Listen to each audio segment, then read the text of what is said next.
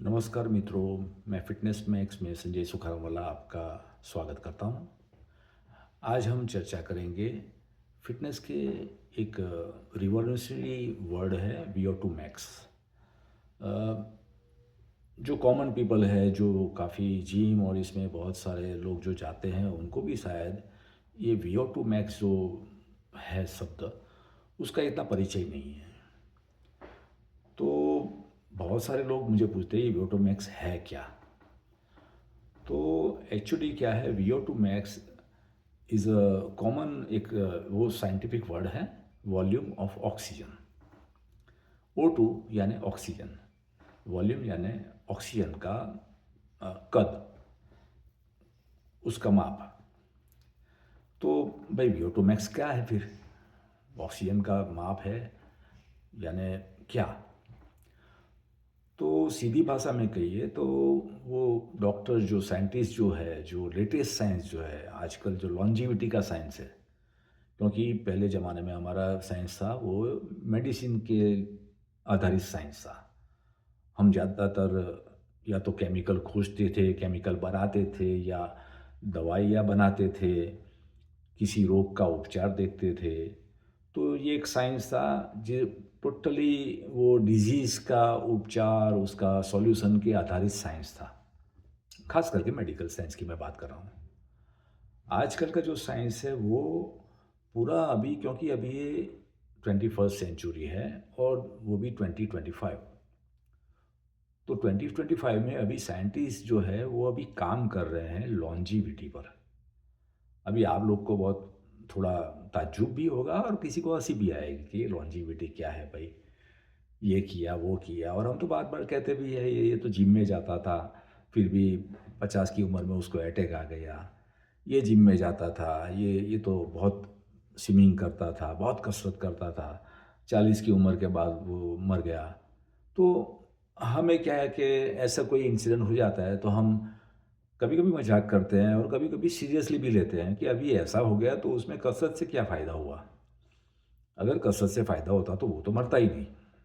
बराबर है, लॉजिकली देखो तो आप भी बराबर है। लेकिन साइंस ऐसा नहीं मानता है।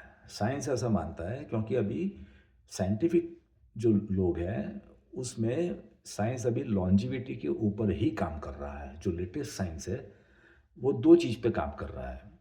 एक तो लेटेस्ट सॉल्यूशन ऑफ कोई भी जो रोग है उसका सबसे अद्यतन उपचार। दूसरा है, हम किसी दवा दिए बिना किसी को अच्छा कैसे कर सकते हैं। यानी कोई दवा देनी नहीं है, कोई ऑपरेशन नहीं करना है, लेकिन जो इंसान है वो पूरा ठीक हो जाए, चाहे गंभीर के गंभीर रोग क्यों ना हो। उसके ऊपर एक फैकल्टी काम कर रही है। एक फैकल्टी काम कर रही है सप्लीमेंट पे, कि भाई दवा मत दो, लेकिन शरीर में बहुत सारी डेफिशिएंसी होती है। जैसे आजकल हम विटामिन डी की बहुत बात करते हैं, पहले विटामिन B12 की बहुत बात करते थे, भाई वेज जो खाते हैं उनमें विटामिन B12 कम होता है। तो ये हम मान लेते हैं, एक्चुअली ऐसा भी नहीं है कि वेजिटेरियन लोग हैं उसमें कम है, नॉन वेजिटेरियन लोगों में B12 कम होता है। तो B12 नॉन वेज वेज के ऊपर तो नहीं, लेकिन B12 जो है बैक्टीरिया है वो बनाता है।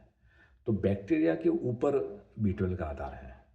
तो साइंटिफिक लोगों ने फिर B12 डी, विटामिन डी, उससे आगे भी विटामिन कितने ज़रूरी है, कि कौन से मिनरल्स है, कौन से अलग से प्रोटीन है जो हमें चाहिए, उसके एक डिपार्टमेंट हो गया, वो सप्लीमेंट का डिपार्टमेंट हो गया। तो एक ब्रांच है वो सप्लीमेंट पे काम करती है। और एक जो है, जो बहुत ही अर्वाचीन साइंस कहे जा सकते हैं, वो काम करते हैं लॉन्जिविटी पे। तो लॉन्जिविटी पे जो काम करने वाले जो साइंटिस्ट हैं वो लोग हमेशा ये सोचते हैं, उनका मानना ये है कि हमारे डीएनए, हमारे जो स्ट्रक्चर है, उसके हिसाब से ह्यूमन जो है उसका आयुष्य 150 से ऊपर होना चाहिए। तो अब हमें कोई कह बोलेगा कि 150 से ऊपर होना है तो हमें तो हंसी आएगी, ये क्या फालतू बात है। लेकिन हम अक्सर देखते हैं कि हमारे आजू बाजू भी 90-100 तक जाने वाले तो लोग तो बहुत हो गए अभी। यानी हम जो मानते हैं वो उन्होंने तो कुछ किया ही नहीं है। उन्होंने तो अपने एक रूटीन वर्क के सिवाय कुछ नहीं है कि किया है, वो लोग 90-100 पार कर रहे हैं। तो ये तो आम इंसान की बात है। हाँ, भले उसमें टकावारी कम है, लेकिन 90-100 के आसपास जाते हैं सब। आजकल के जो सीनियर सिटीज़न बोले जाते हैं, जो 60 प्लस हैं, तो 60 प्लस जो है उनमें भी आप देखो तो पहले वाले 60 प्लस और आज वाले 60 प्लस बहुत फ़र्क है। आज वाले 60 प्लस जो है वो बहुत युवा दिखते हैं। उनको आप 60 प्लस मानेंगे भी नहीं, सीनियर सिटीजन का लेबल ही ख़त्म कर दिया। तो वही कैसे हुआ? साइंस की वजह से। मेडिसिन, सप्लीमेंट्स, एक्सरसाइज, इसकी वजह से ये हुआ। लेकिन हम सीधा उसको नहीं मानते, लेकिन हम देखेंगे तो मानेंगे कि हाँ, हमारे आजू बाजू अभी 60 वाले जो है वो वृद्ध या बूढ़ा नहीं कहा जा सकता। अभी बूढ़े की जो उम्र है वो तो 80 पार हो गई, जो एक ज़माने में 50 के बाद था। यानी कि ये सब के लिए जो लॉन्जिविटी वाले जो वैज्ञानिक हैं और जो बड़ी बड़ी हॉस्पिटल्स और मेडिकल एसोसिएशन ये सब है, उन्होंने जो निष्कर्ष निकाला है कि अगर इंसान का कौन सी चीज़ है उससे हम मान सकते हैं कि ये इंसान लंबा जिएगा, तो उसका माप है। वो बोलते हैं कि उसकी ऑक्सीजन लेने की कैपेसिटी, क्योंकि ऑक्सीजन है वो एक फ्यूल है हमारे बॉडी का, वही फ्यूल से पूरा बॉडी चलता है। तो ऑक्सीजन लेने की क्षमता यानी कि VO2 max, volume of oxygen, तो VO2 मैक्स ये है। अब वॉल्यूम ऑफ ऑक्सीजन कैपेसिटी हम ऐसे बोलेंगे तो समझ में नहीं आएगा, लेकिन वो ऐसे पता चलता है, वो हमारे ब्लड के अंदर ऑक्सीजन की मात्रा देखते हैं। वो तो लैब में देखी जा सकती है, लेकिन एक स्ट्रेस टेस्ट जो आपने भी कभी करवाया होगा, तो स्ट्रेस टेस्ट जो होता है उसमें वो लोग मापते हैं कि आपके ब्लड जो बीट्स है, हृदय की बीट्स, हार्ट बीट्स, वो कहाँ तक जाती है। आपको एक्सरसाइज करवाई जाती है 5 मिनट 10 मिनट, फिर आपको बोलते हैं एकदम फास्ट रनिंग करो। तो फास्ट रनिंग करवाने के बाद एक स्लो रनिंग होता है, ये सब करवाने के बाद वो लोग चेक करते हैं कि आपका हार्ट बीट मैक्सिमम कहाँ तक जाता है। अगर आपका हार्ट बीट मैक्सिमम जो जाता है वो आपका मिनिमम से 3 गुना है, तो आप काफ़ी जवान हैं। यानी कि रेस्टिंग हार्ट रेट, तो रेस्टिंग हार्ट रेट और मैक्सिमम हार्ट रेट जो है उनके बीच का जो माप है, सपोज़ कि रेस्टिंग हार्ट रेट आपका 60 है और बहुत कसरत करते हैं, बहुत तेज़ भागते हैं, उसके बाद आपका हार्ट रेट हो जाता है 180, यानी कि 60, उनको 3 से गुना जाएगा तो 180 आएगा, यानी 3 गुना है मैक्सिमम हार्ट रेट। तो 3 गुना होना यानी कि सबसे तंदुरुस्त मनुष्य की निशानी है, वो युवा की भी निशानी है, क्योंकि उससे ज़्यादा नहीं हो सकता इतना। आप कितना भी ट्राई कर ले, इसके आसपास ही होगा। ये एक साइंटिफिक एक निष्कर्ष है। तो वो जो 3 है उसको ही VO2 मैक्स कहा जाता है कि ये इसकी कैपेसिटी है 3।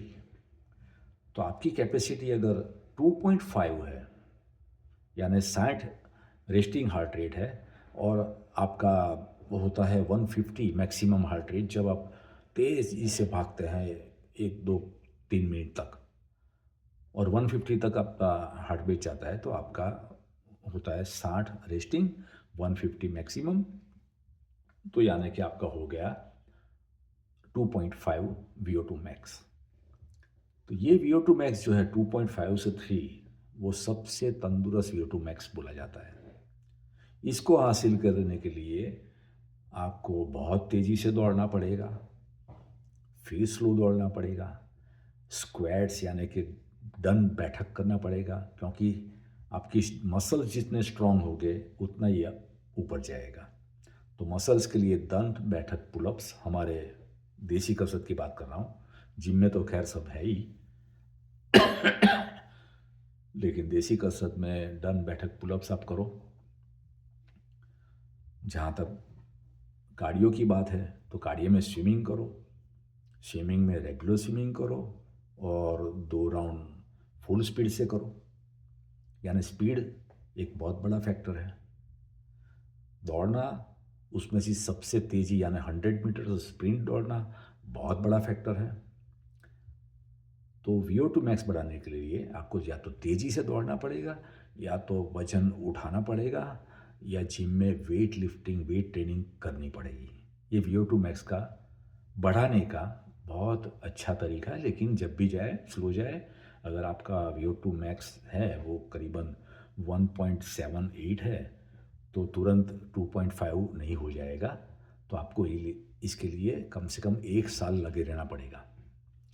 स्लोली आप जाइए, लेकिन VO2 मैक्स है वो आजकल के साइंटिस्ट आपकी हेल्थ का एक माप मानते हैं, आपकी युवा उम्र का एक माप मानते हैं, एक आपकी बायोलॉजिकल एज मानते हैं।